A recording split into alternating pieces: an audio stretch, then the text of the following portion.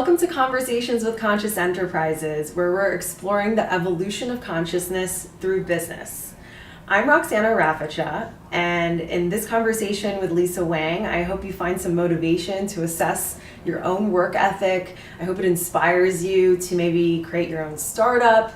Maybe it'll trigger some introspective curiosities of your own to explore and assess your own drive for something Lisa calls enoughness. Or I hope it just helps you find a way to make a more positive impact on the world around you.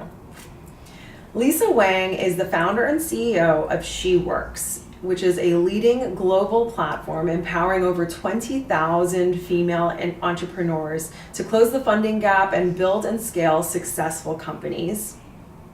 She's a Forbes 30 under 30, a US Hall of Fame gymnast, a keynote public speaker, and also the host of the Enoughness podcast.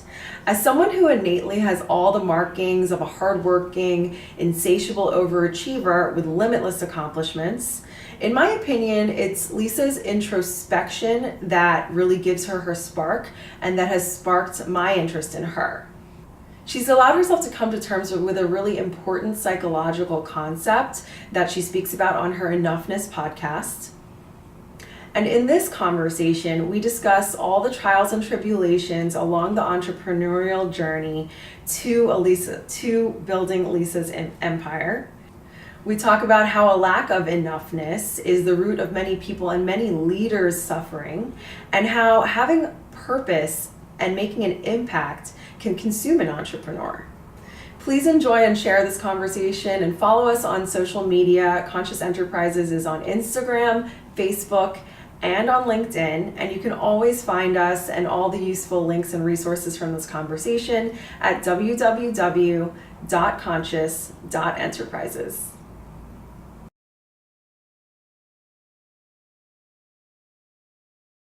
All right, so Lisa Wang, thank you so much for having me here at the assemblage. I love this space, so it's always like a pleasure to interview people here. Yeah, I'm happy to be here. Yeah.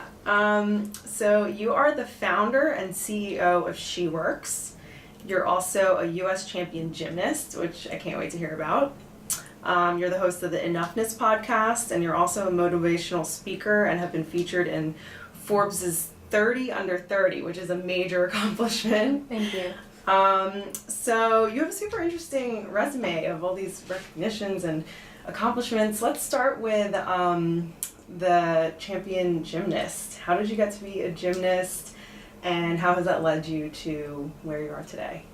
It's actually a really funny story of how I got started in gymnastics. So when I was 9 years old, I was in third grade, and we had a class we had a whole day called Fine Arts Day. And Fine Arts Day is this day where instead of taking history or science or math, everything was arts.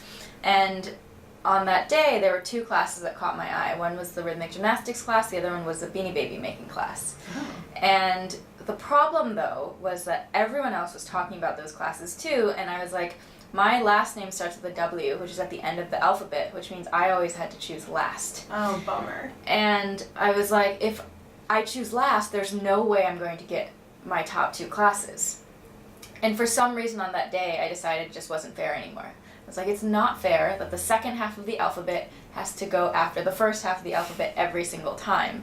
And I went to the teacher and I said, I don't think this is fair. Can we put this up for a vote? And she said, okay. And so then I proceeded to get everyone who was in the second half of the alphabet, and just, that was like my first entry point into, I guess, equality. And I was like, it's just not fair that we have to go after the first half of the alphabet.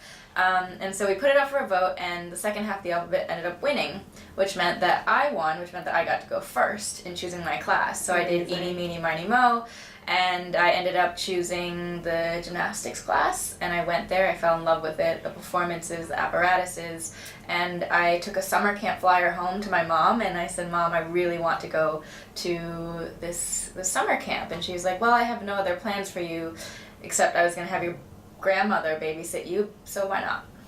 Awesome. And that was how I got started, and for the next 10 years I was a gymnast. Wow. So that was, the beginning of the And next how old were you? decade. Did you say how old you were? 9, okay. I was 9 at that time. And from there, I pretty quickly had a sort of propensity for, I guess, the sport and the apparatus and how my body moved with it. And I think the coaches quickly recognized my work ethic. And pretty quickly I ended up winning my first kind of small, state championship, and then for my level. And then I quickly moved up from there to the point that by the time I was in high school, I was training 5 days a week, 4 to 5 hours, all of those days. I would block my school schedule out so that it was 5 classes in a row, then I'd have lunch, then study hall, and I would just leave before lunch, eat lunch in the car. My mom would drive me, and I'd train for the next 5 hours, and I'd be furiously doing homework in the car on the way back, and then go to bed and get right back up at 6 a.m. for school the next day. Yeah. And I think that when I think back to it now, it's kind of crazy how much I did in terms of the amount of schoolwork and the amount of gymnastics. And I think a lot of people have asked me, were perplexed back then, but even asked me now, like, how did you do it all? Because I was also in a public school in Chicago with 4,000 kids. Wow. So it was not like a, coddling, hand-holding school. And I was gone for sometimes 2 weeks, 3 weeks at a time for gymnastics competitions and traveling, and I'd get all my work beforehand.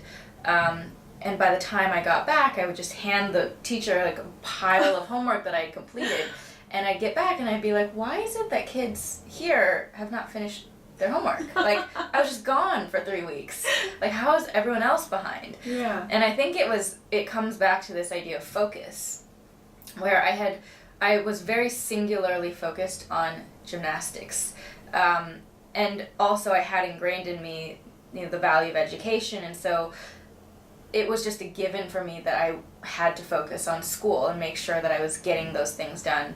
And given that was the only 2 things that I put attention towards, I think it was very easy to get that done because I wasn't distracted by social life or parties, boys, anything like that, and which certainly felt sometimes lonely, but I think is what got me to where I was that level of focus.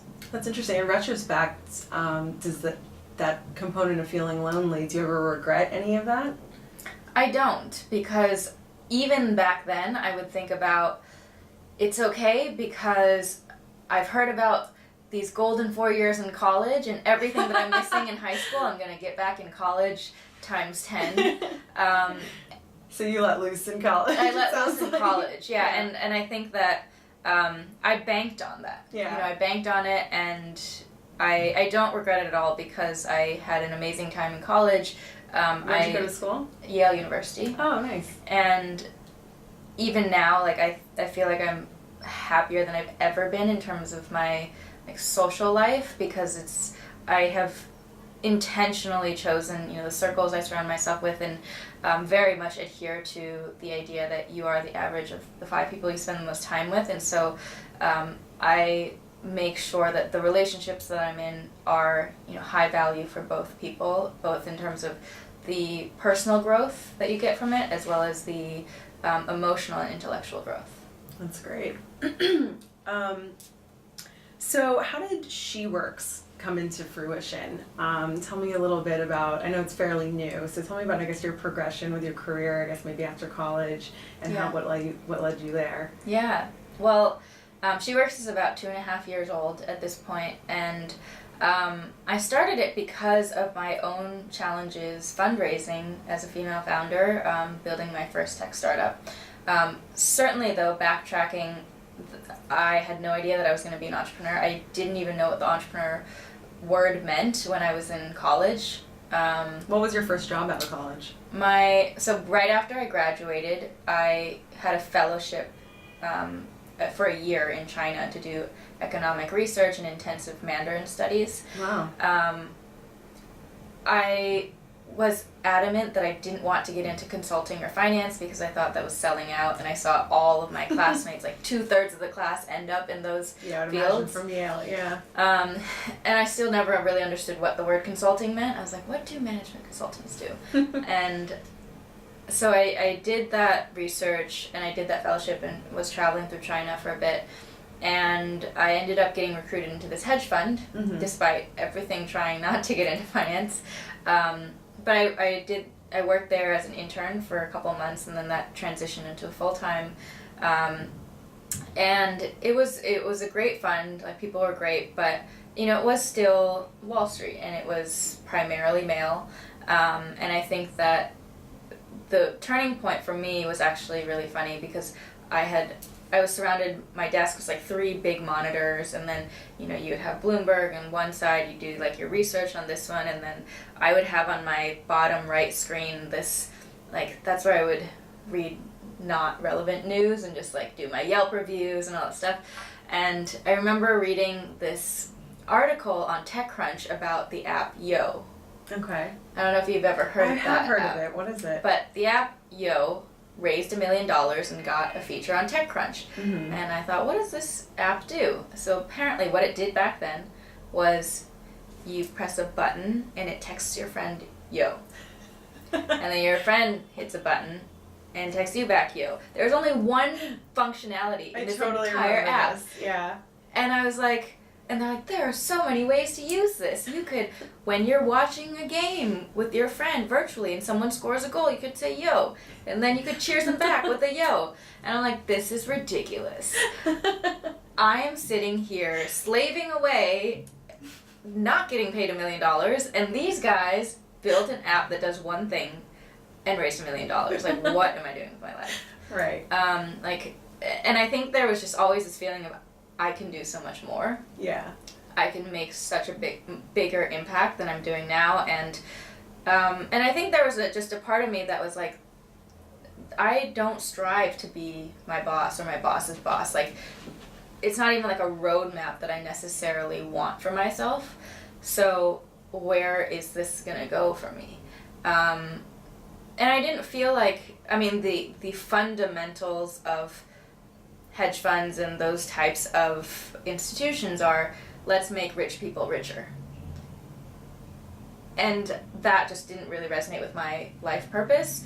Not that I really knew what that purpose was for a long time, but I just knew it wasn't that. So I ended up leaving after 2 years, and then I was like, what do I do now? I was driven by the fact that I knew I wanted creative ownership.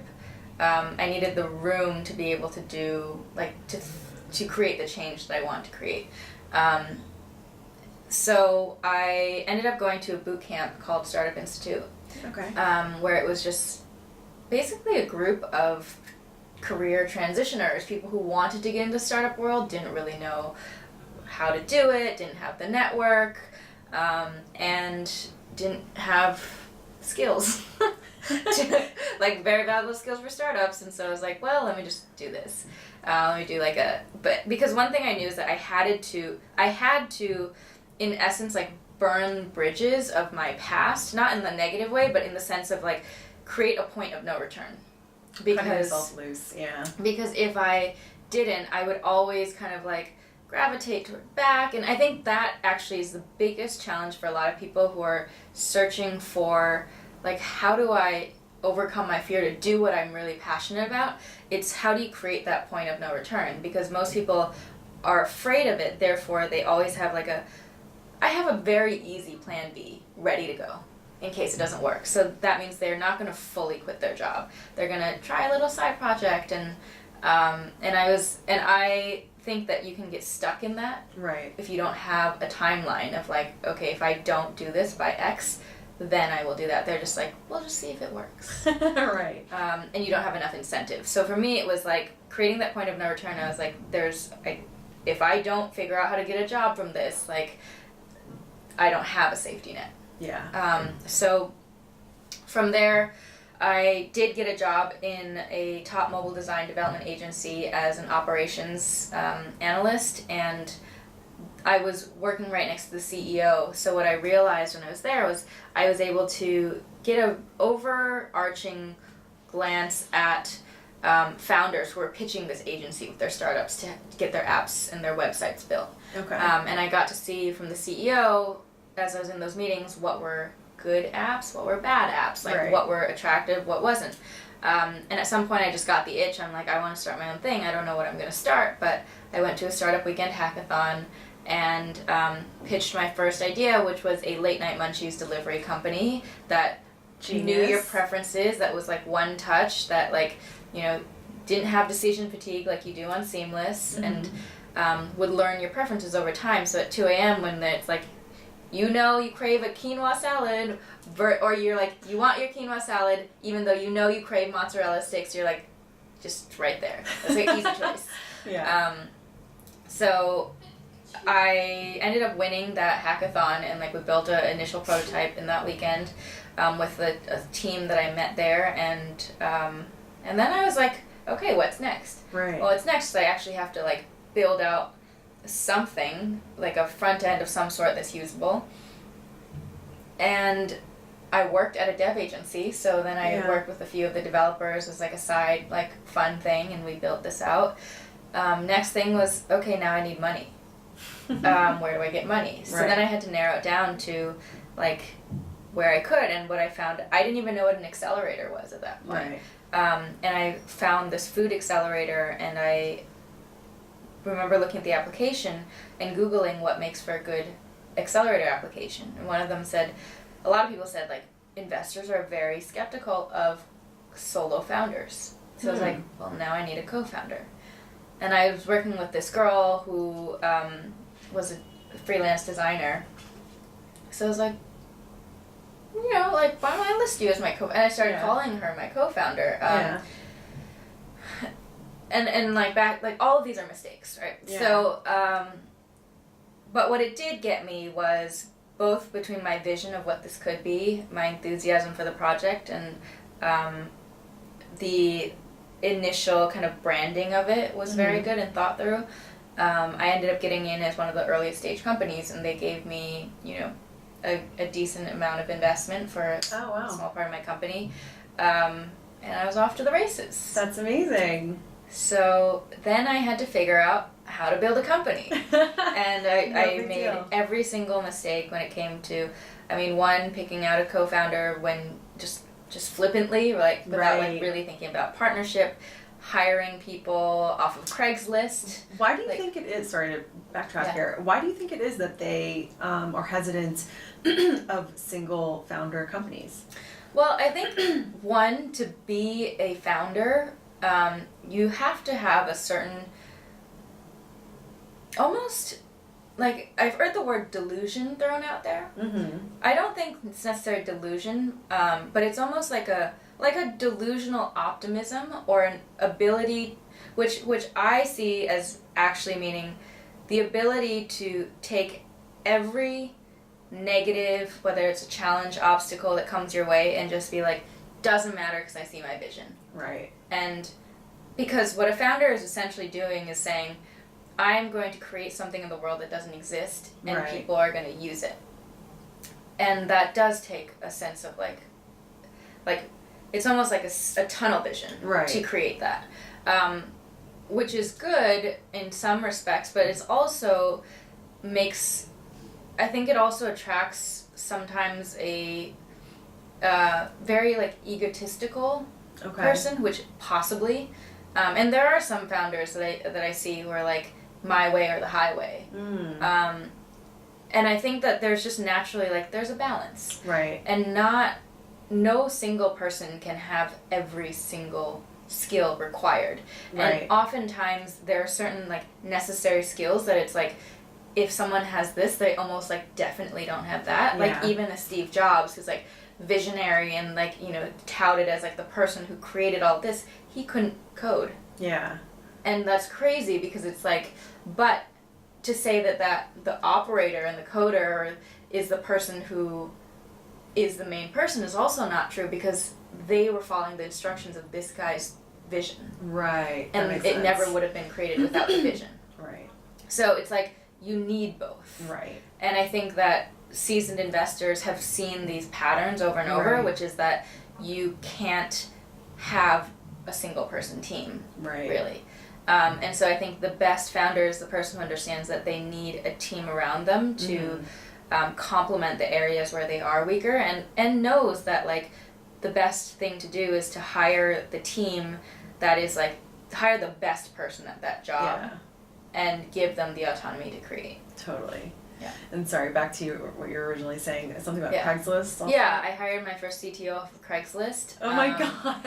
Because I didn't have that much money. It was like, and I was like, because I need to build a product. So I ended up getting someone who was like very junior, very hungry. Oh my God. You find out pretty quickly that it's like, I mean, there's a trade-off. You pay less for the junior hungry person. There's a lot more mistakes that happen, a lot more time cost. The problem, especially for non-technical founders, that you realize if you're building a tech product, is that, and you can't talk to them. Like, technical people, especially like coders, it's like, they operate different ways. Like, I was just talking to a friend recently, and he hired a CTO, or not like a developer on his team, and he was like, yeah, he just said that every day he takes a siesta from 1 to 3.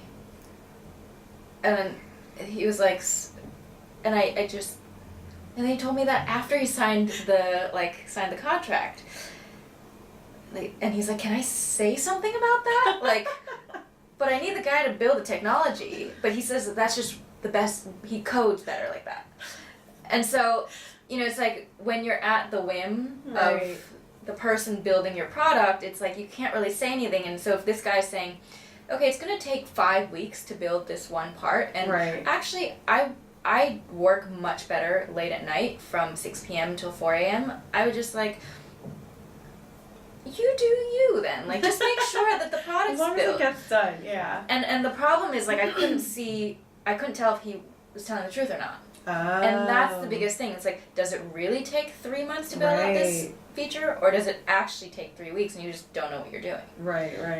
And that's where you have, like, bigger problems in, like, teams that don't know how to communicate to their technical team. Right. So I always think that it goes back to a very fundamental lesson about building companies, which is, if you are the founder and you don't know how to build your core product, maybe you should think about building something else. Right. And I say that with like a metaphor of even restaurants, right? Like, who is at the core of that restaurant? Like, who creates the restaurant? It's the chef. Like, the core of the restaurant is the food that's being served to the people. And if you don't know anything about food, like, you are reliant completely on the people who are cooking it, and you don't know what to talk, you don't know how to, like, give input. And so it's like, and that's the same with the founder who's trying to build a tech product and doesn't know any tech. It's like, and they will go to an investor and say like, oh yeah, we'll get a CTO later. It's like, but what happens if that CTO drops out? What happens? Like, if you don't have control, you can't build it. And so I always think about like, what is the key ingredient of your company, and can you do it by yourself, even like to a certain point? Right. And that's I think about point. Now as I'm like building out the next iteration. That's a great point. Thank you for sharing that.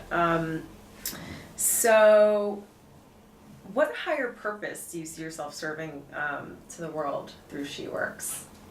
I think, well, first and foremost, that the word purpose is very daunting for a lot of people. Yeah. And so I'll say what my purpose is now, and then I'd like to talk a little bit more about purpose in general. Yeah. So I think that my higher purpose for being on this world is to fundamentally transform the narrative of how women talk to themselves and therefore show up in the world. Because this goes a little bit to the enoughness part, which we haven't talked about, but I felt my whole life that I wasn't good enough or successful enough or anything. I just wasn't enough. And that comes from also being a perfectionist. And I think that what's happened is that society has told women, there's a very different way in which men and women manifest whether or not they feel enough. society has told women, you are not pretty enough, you are not skinny enough, and you will never be enough as you are as a being. So therefore, when you see a woman who's lacking that enoughness, you see it in the way that she walks, in the way that she talks, the way she carries herself, in her entire being. In contrast, when you see a man, society has told men, you don't have enough. You don't have enough women, you don't have enough cars, you don't have enough money. And as a result, the man who doesn't feel like he's enough goes the opposite end of the spectrum, and he's like, more money, more cars, more women. And the unfortunate thing is that the business world rewards that sort of behavior. So even though it seems like he's doing great, what you have is that phenomenon of the guy who's like super rich, has all the women, has all the houses, and he's depressed. That's so interesting. And that sort of behavior is just yet another manifestation of the same underlying problem, which is not feeling like you're good enough. Right. And for me, though, I think that when I think of how women have been, these messages that we've gotten throughout our entire lives of not being good enough, it's like that shows up in the way we conduct ourselves in business. Never being able to assert or really own our individual power and saying like here's how I want it done. Here's how I believe that I know best, and can walk into a room unashamedly, doing what she knows she can do. And that comes from, I think, a lot of times the power of media. Media does so much in shaping our way of thinking. My favorite movie growing up was The Little Mermaid. Same. And now I think about it from this context, I'm like, and Little Mermaid was the most helpless person ever. She didn't have legs.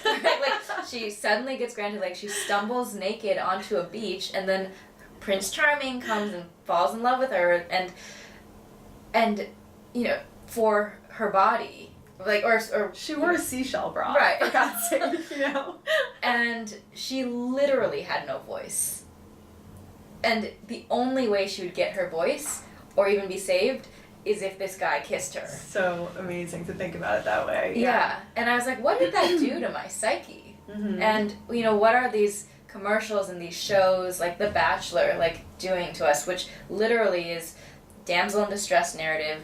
In order for me to have a happy life, I need to be saved by this guy. And then the Mean Girls narrative, and if I'm gonna get that happy life from that guy, I have to cut out all these other women to get there. And so I think all of these things then go back to this higher purpose of because I have gone through this journey of, and it was a very, very difficult journey to get through those insecurities, get through those fears, get through feeling like I wasn't enough, going into these meetings often with a lot of primarily men and primarily people who are older, more experienced. And I would always walk around being like, why is it that I never feel like I'm enough? Why is it that no matter how many things I check off, how many things I achieve, I never feel like I'm good enough? And when will it ever be enough? And that breakthrough of what I call the enoughness moment, that's the moment at which your purpose becomes bigger than your shame or insecurity, and you just do it. Yeah. And I think for me, it's how do I find the platform and create that platform and that voice and that movement such that the next girl and the next woman don't have to go through that painful experience of feeling like she's never enough, and then who knows whether or not she even gets there. So it's I just want to fundamentally change the cultural narrative of the way we talk to ourselves, and then resultingly how other people talk to you, right? Because you create that sort of energy that you give out. Absolutely. That's a great purpose. Yeah. And for those who might be watching or listening to this who have never heard of SheWorx, describe what SheWorx actually is. Yeah. Well, SheWorx is a global platform, and it's a offline and online community that empowers female entrepreneurs to get access to capital and mentorship. So we're democratizing this sort of access so more women can grow and scale successful companies. So it's both something that provides actionable skills, valuable connections, and an ability to build meaningful relationships with investors. Great, love it. So we talked about your inspiration for starting it, what inspires you every day to keep going? You juggle so much. What is inspiring you every day to keep SheWorx going, to do the podcast, to get all this stuff, get out of bed every day and keep going? Yeah, that's a good question. And before I get to that, I want to, because I just remembered, get to this idea of purpose. Yes. Which does relate to why you get up in the morning. Right. And I think a lot of people struggle with the question, like, what is my purpose? Mm-hmm. Like, why should I get up in the morning? And an important question that I always ask is, to what end? To what end are you doing, this thing? To what end are you meeting with that person? Because I think a lot of times what we do is we react to the world without thinking, like, to what end am I doing this? And I think there's a lot of pressure put on finding your purpose, which also makes it a very, like, depressing feeling when you think that everybody else has it and you don't. And I think that what people misconstrue is that, like, purpose is just there for you to find it, and, like, it's like, give me purpose, someone. It's like, that's not how it works, because I think the way that purpose is actually constructed is that no one has a singular purpose. And the people who have found their purpose are not lucky. They just spent a lot of time doing introspection, failing at things, and finally getting to a point where, like, okay, now I'm just going to commit to this because, I'm just on this track. I totally agree, yeah. And I think for me, it was like my purpose for building SheWorx, for doing the work that I do, all of it came from my own personal experiences. Like, SheWorx was built because of my experience fundraising and walking into an investor meeting, and the investor walked straight over to my 35-year-old white male COO, shook his hand, and brushed me off as the assistant. Oh my and God. That happening, more than a number of times at networking events. Right. And I realized it wasn't about some of these big egregious stories we hear in the news. It's the small paper cuts that happen every single day that wear us down, and we don't even realize it sometimes. So that's why SheWorx started, because I was like, I need to find other women who empathize with me. Not only empathize, but are also on the same high growth trajectory. Like, we don't want to waste time. We want to build big companies. We want to make big change, and what we need is access to capital. I couldn't find that space, so I was like, let me create this. And what I found was a very engaged community who also really needed this, and larger than I thought. And because I had put the time and energy into it, it suddenly became a part of me. And so the connections that were being made, the, like, joy that I saw people have, like, experiencing, I was like, oh, I was a part of that. And Right. it makes you feel really good. Right. Same thing with the Enoughness podcast. It was like my own journey, like, grappling with that insecurity.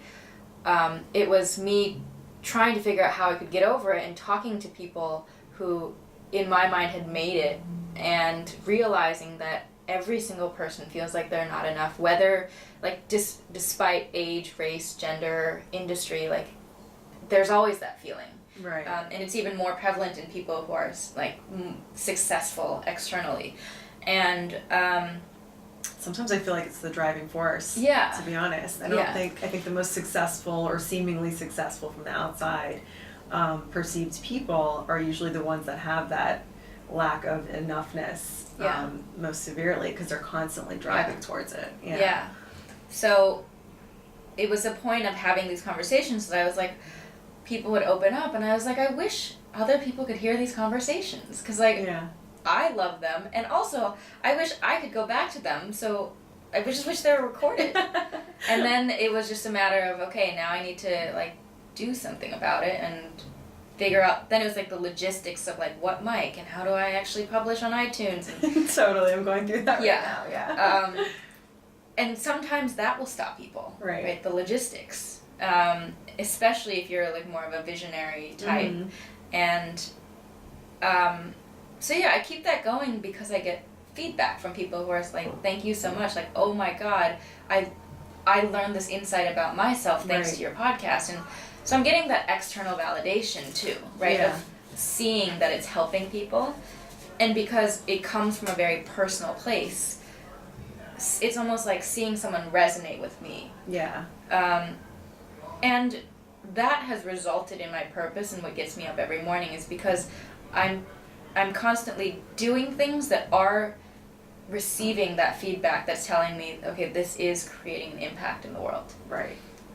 So, you know, it's like the Enoughness podcast didn't exist 6 months ago, Right. but now it's like, it's a thing, and people like talk to me about it. And so I think it's just this whole purpose thing is, you know, it was an evolution of me taking the painful experiences that I had and turning it into something positive that I could share with the world, because I felt that what I was experiencing wasn't a singular experience. And that's really what gets me up in the morning.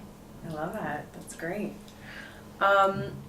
Seeing as we're at the assemblage, it's pretty fitting that, you know, you're obviously really into wellness. Yeah. They're really into fostering businesses that have wellness at the forefront of, you know, things that they value. How do you see wellness and self-development unfolding in the startup world or even the financial industry? Mm-hmm.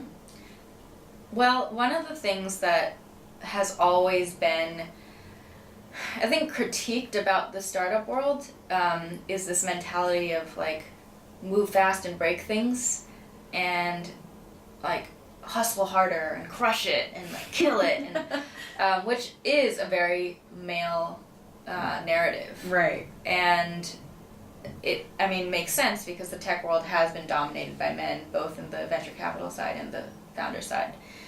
I think what that results in is, on a positive side, like not overthinking things and actually getting to places faster, learning how to iterate if you have the right processes in place. Where it suffers is that pace of execution overpowers thoughtfulness and taking care of yourself.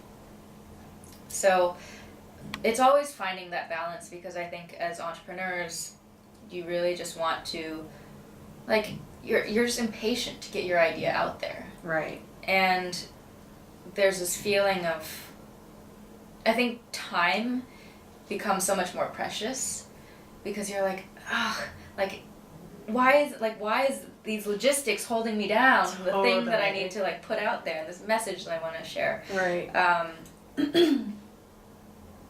And that results, and plus it's your own project, so no one's telling you like what the timeline is. So you're like, every day that creeps by that I'm not doing this is like a lost another time. Yeah. I totally feel that. So, and I think that also stems from this idealization of the end state of the destination, rather than valuing the journey. Totally agree. So instead of just embracing every moment and you know, getting into the flow of where you're headed. Yeah. And I am very much a person that is always, I mean, as a gymnast, like state championships, regional championships, national championships, world championships, Olympic Games, it's like everything is structured so that you can get there. Right. And that's really helpful in focus.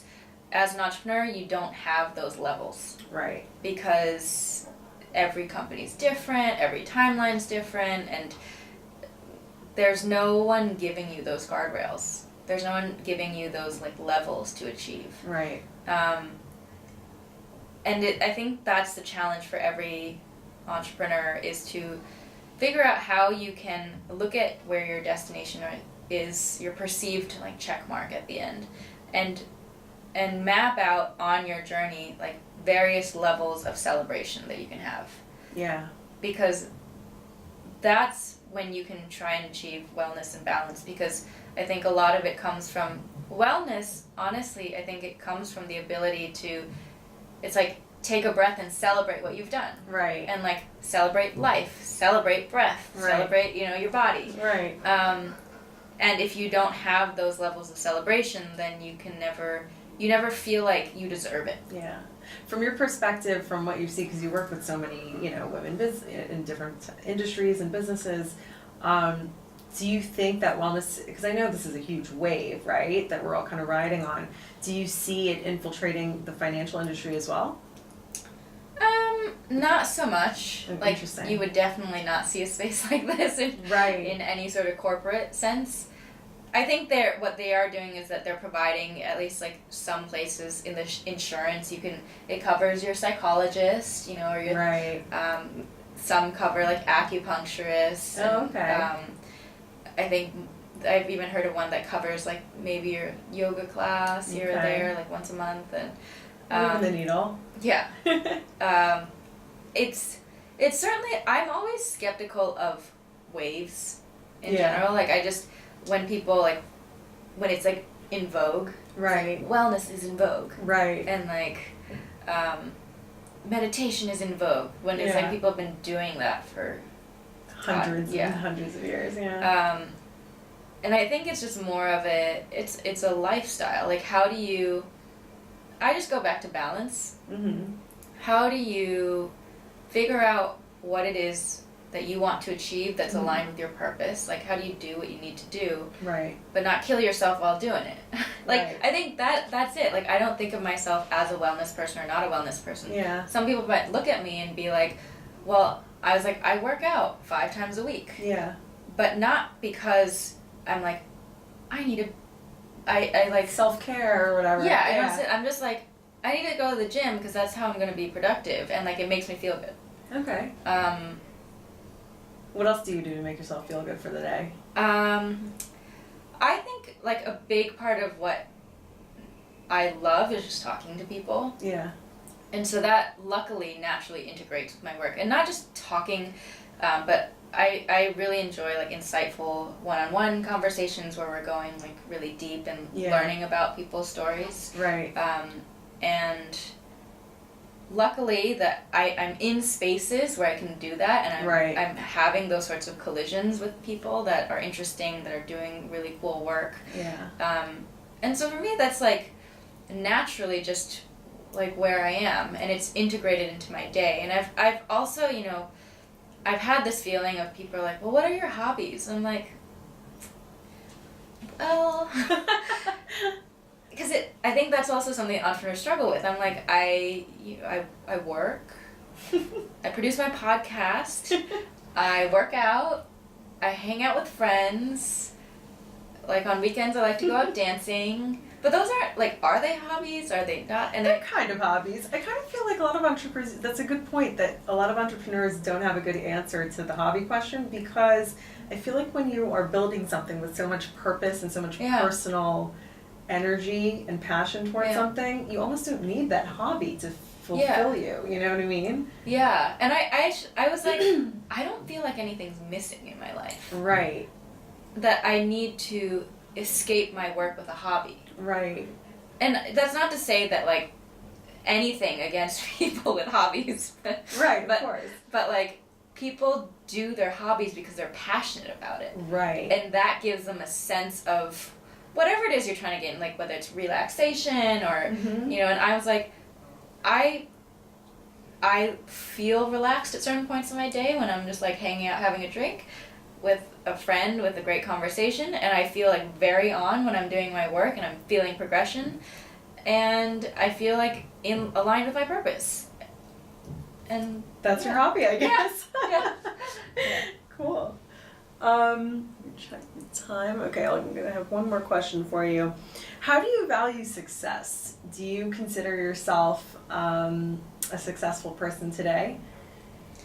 I know you're always striving, so that's a tough one for you. Well, especially around one of the things that I realized as I was solidifying the concept of enoughness was that success and enoughness don't come hand in hand.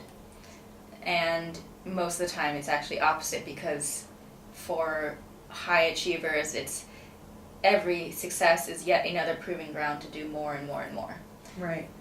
So I have recently started to at least allow the external recognition in as like, okay, I've done a lot. Right. You know, it's like, and I know that a lot of people consider me successful, and people have said, like, you know, you've achieved a certain level of success before the age of 19 that most people ever will in their life. That's absolutely true. And just you getting your homework done, I feel like that quickly is like a success. Yeah. Yeah, so I mean, I would say that it's taken me a while to get there, to give myself the recognition, but I do believe that I have been successful in various aspects of my life. The fact that that never resonated with the feeling of enoughness, to me, means that success is not the goal. It's this idea of like, you don't climb the mountain to be seen. Right. You climb the mountain so that you can see others. Yeah. And share what you learn from that journey. And I think my goal is really impact and change, because it's almost like success or achieving certain levels of success in like, and there is no end state, right? It's like, that is just a journey that allows me to continually learn and share with other people. Yeah. Great answers. Yeah. I want to be mindful of your time, so we'll stop there. Thank you so much. Yeah, thank This was you. really great. You're so inspiring. Thank you.